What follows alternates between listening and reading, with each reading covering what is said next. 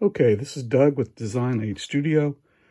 Just quickly trying to document the control box for my DIY Plasma CNC cutter, which has its motion control system based on the LowRider version 3.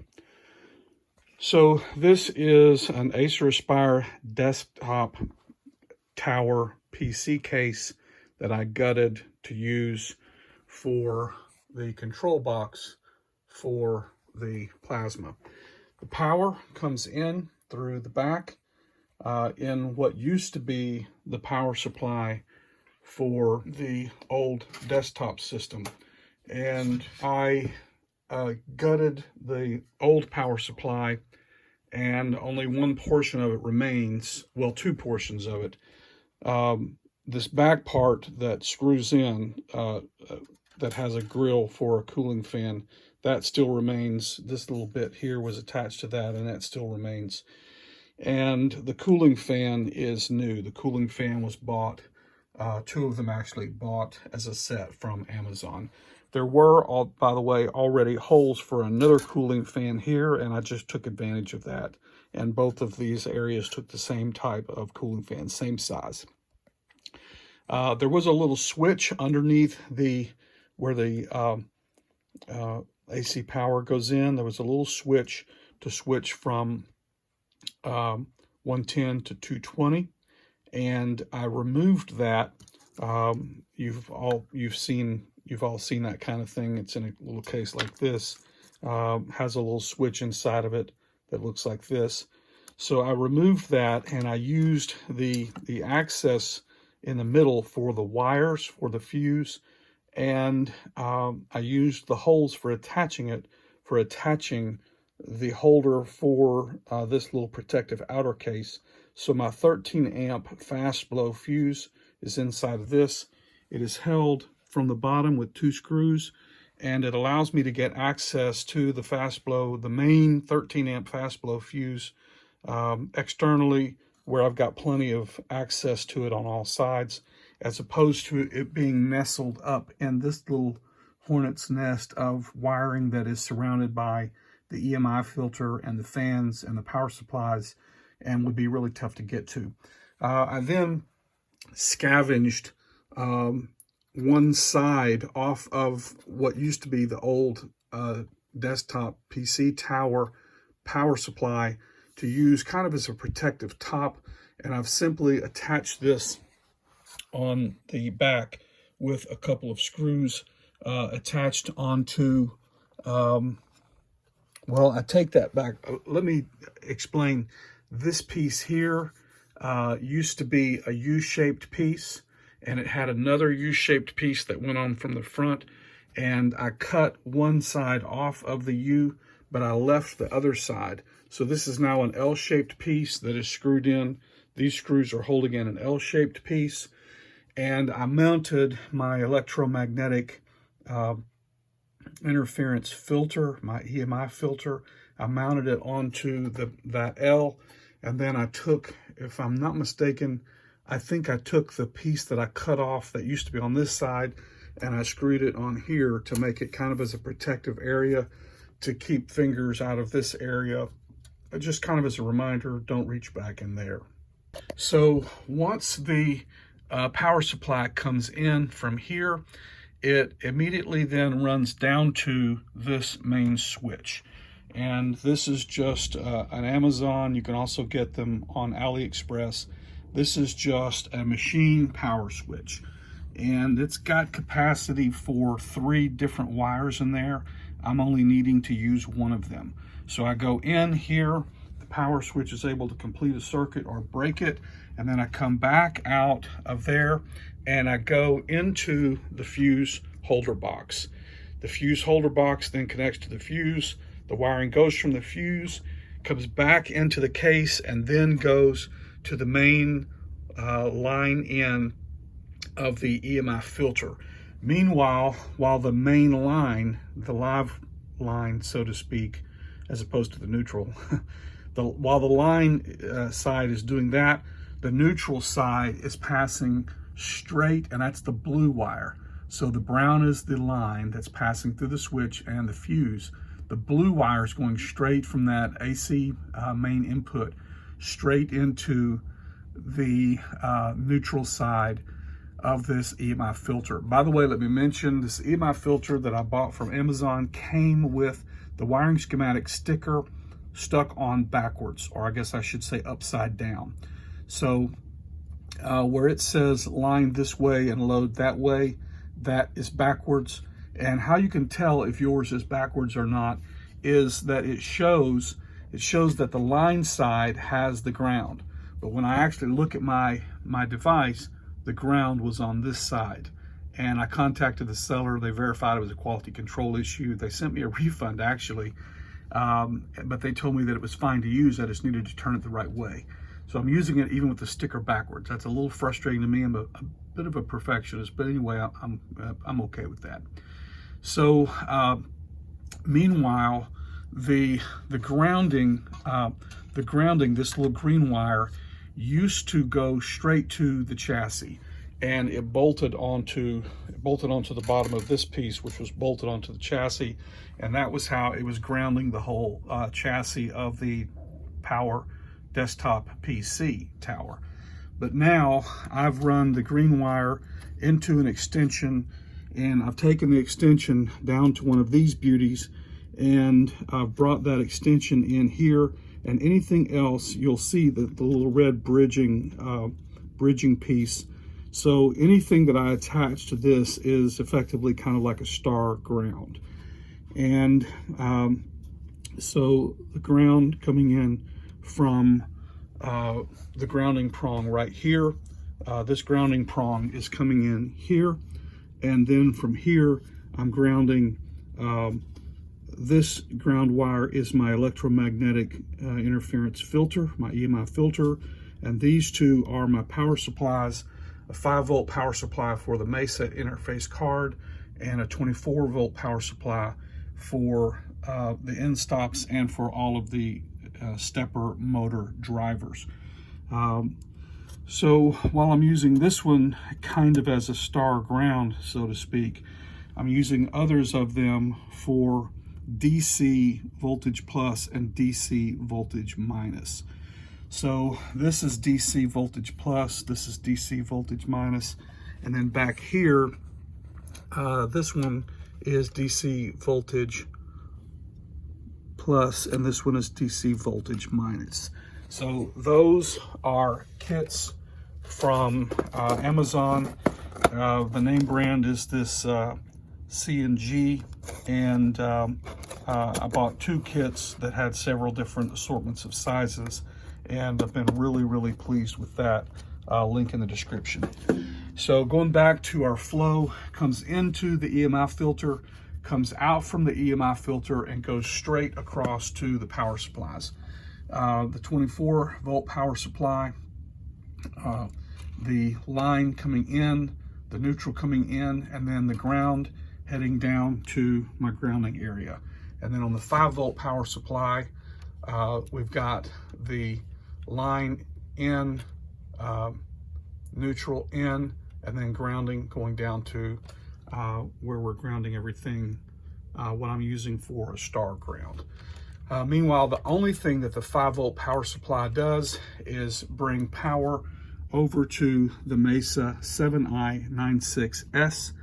And this is a tremendous device. It's an interface card that can be used for lots of different CNC applications, in my case, plasma. You'll notice that it has an Ethernet card slot on the back.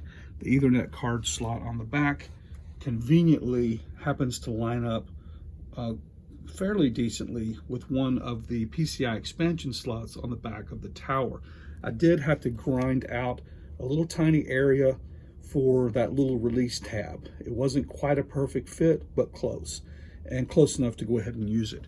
By the way, that height was achieved simply by attaching a DIN rail with screws to the bottom of the chassis, and then mounting my 3D printed plastic DIN rail mounts onto the DIN rail, which then allowed me to screw the Mesa card onto the 3 sets of DIN rail mounts.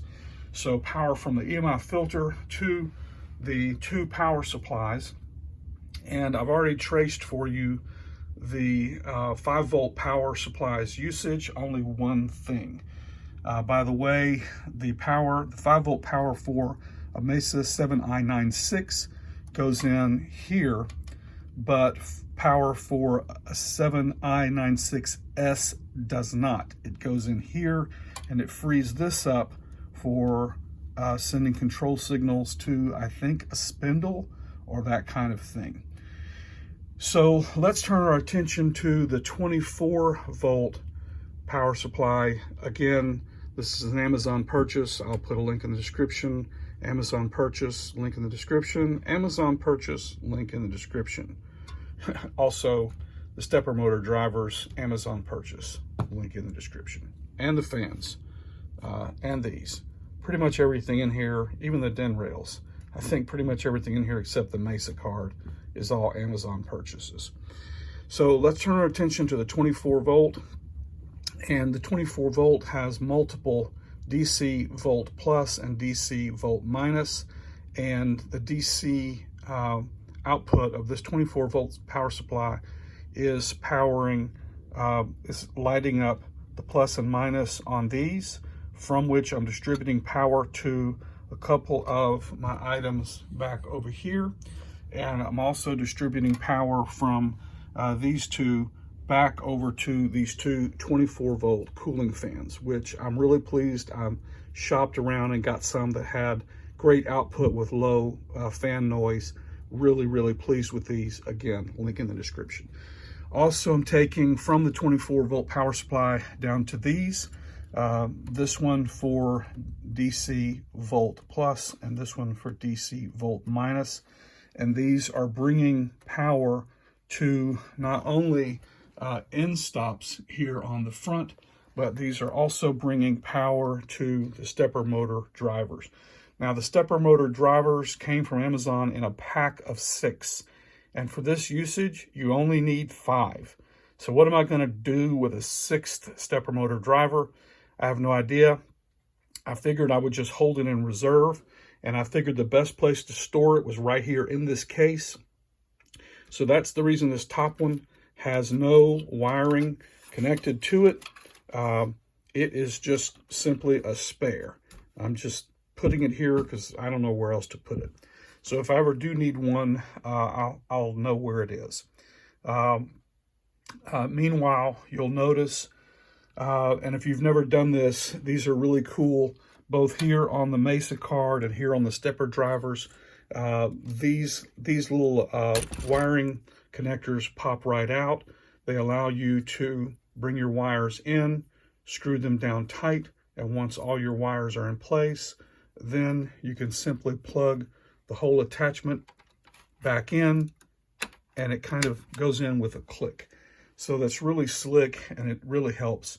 By the way, you'll notice that all of these wires, I've attached ferrules onto all of them, and that again was an Amazon purchase. Link in the description. I used this used this kit that has all of these wonderful ferrules to choose from. And I also used a wonderful tool from Amazon that is really great at putting those ferrules on. So we've got all of our stepper motor drivers. These 4 are going to the first stepper motor driver at the bottom, which is for my X stepper motor. The second one is for Y, which is the second one up here. The third one is for Y2, which is the third one up here. The fourth one is for Z1, which is the 4th stepper motor driver up here. The 5th one is for Z2, which is the final stepper motor driver on this side.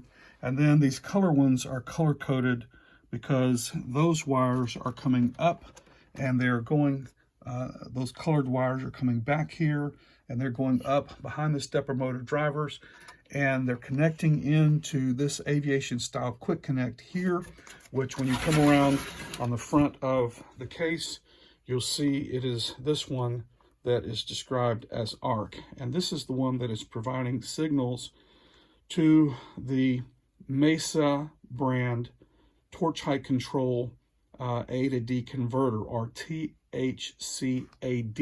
Now the one I purchased is a THCAD2.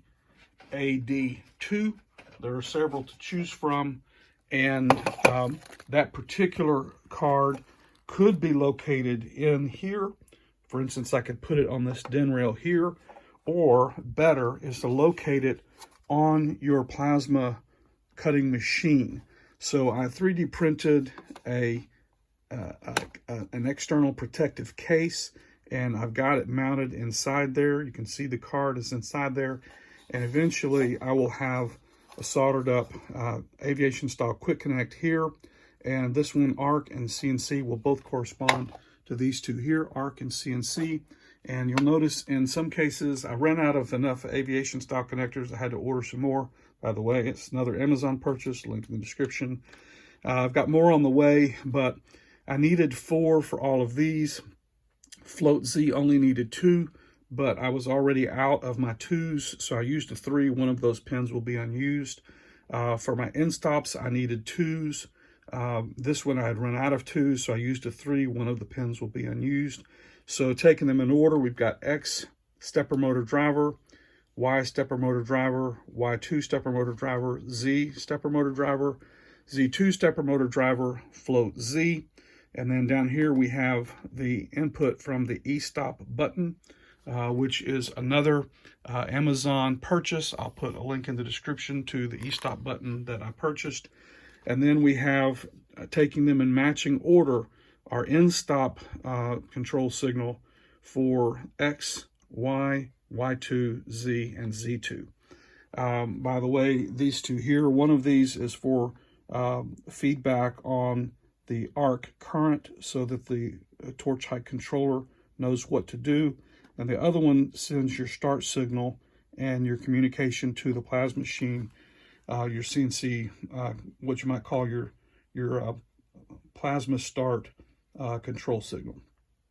By the way, as you can probably tell, this is where the CD-ROM drives used to be on the PC tower, and this is where the floppy disk drives and or the SD card readers used to be on the tower. And these are 3D printed blanks that I designed with the holes and the lettering in them. So again, just a coincidence that the touchscreen laptop is an Acer, and it just happens that it's just a total coincidence that the gutted tower that I'm using is also Acer name brand. And so I will put I'll put the back and the top and the side, the right side, left side, and the top case panels back on, and I'll do another bit of video around the case with the panels, the cover panels back in place. But again, this is kind of for my own records, but in case it helps anyone else, if you want to try to do this, hopefully this can help. I forgot to mention that I attached a DIN rail here to the front side of the case, and I used some 3D printed DIN rail mounts that I created to attach these stepper motor drivers to the case. I rigged in some DIN rails that were mounted backwards to provide a basis for attaching some that were mounted upright, and those backwards mounted ones provide a place for attaching some things down here, and they provide a place for attaching front ways mounted DIN rails, shorter ones here and here. And this one wound up serving for power supply, and the backwards mounted one wound up serving for one of those distribution nodes. This set here actually is only, this part is really unneeded now. I could take it off, but I doubt I'll bother with it. And this one is actually only providing a little structural connection between this part of the case and this part of the case. So I wasn't sure how much I would need. I wound up putting 2 of them on. I could have gotten away with only putting 1 of them on. So just a quick view of this other side. Again, this was original to the desktop tower power supply. This was original to the power supply, but it used to be over here. And I forgot to mention, I put another one of those backwards mounted ones here. This backwards mounted DIN rail and this backwards mounted DIN rail provided a place to mount the DIN rail that holds the 24-volt power supply. So I just used DIN rails just everywhere in through here. Bottom of the case for holding the Mesa card, and then the side of the case for holding the power supplies and various things, and the front of the case for holding the stepper motor drivers, and then just PCI expansion slot covers on the back. I had to dig some out from another old PC to have enough, and I used foil tape to cover up where the inputs used to be and to cover up some holes on the back. The reason why they suggest putting the THC AD2 over on the plasma machine instead of in the case is because my plasma cutter is made to send a 1-to-1 without a voltage reducer, a voltage divider, and that would be sending high voltage across a wire all the way across to the control box.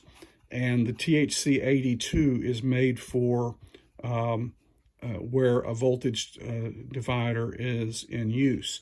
So what I was advised to do by Peter, the founder of Mesa, is I could, instead of returning this one and buying a different THC AD, I could go ahead and use this one, but he recommended installing a certain type of high voltage resistor in the external negative lead. And so I'll be installing one of these HV resistors that he recommended, and that will go in this box. And that's one reason why this box will be located on the plasma machine instead of putting the THCAD inside the controller box. So there's not going to be a long distance between this and my plasma machine are actually going to be sitting side by side. But I guess every inch that you don't have that high voltage exposed in a wire that's running between the two is to your benefit. So there'll be a very, very, very short run of the high voltage wire before the voltage gets knocked down with one of these HV resistors. And then these wires that go from this box back over to here, those wires will not have high voltage in them, but rather low voltage. So I did want to get that in, and I'll go ahead and leave the camera running while I try to get the panels put back onto the case.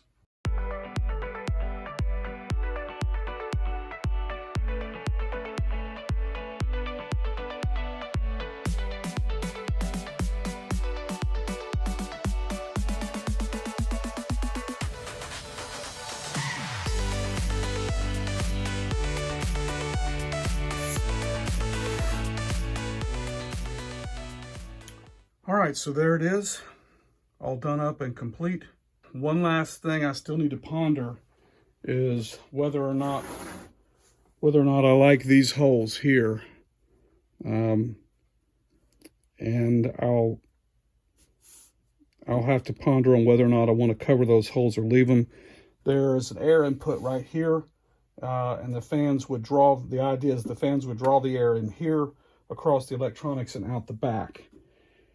And so by having this here right by these fans, the air will be drawn straight in here and straight to the fans, and not necessarily really across the electronics. And so I don't want to starve the fans. And so, but I think that there's enough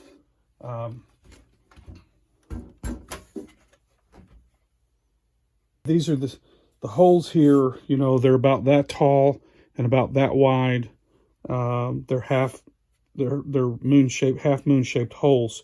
You can't see them probably in the dark there, but there's 1, 2, 3, 4, 5 of them, probably as big as your thumb. And so If that's enough air, there's a little bit of air hole here, some air hole slots here. So if that's enough for the fans, then I don't know that I want to leave all of these holes here, but I'll ponder on that. But that's a minor thing. That's going to sit underneath the plasma. That's going to sit on the shelf, the lower shelf on the plasma cutting table, underneath where the water tables are, and my plasma cutting machine will be sitting right beside of this. All right, until the next time, this is Doug with Design 8 Studio, and I wish you happy making.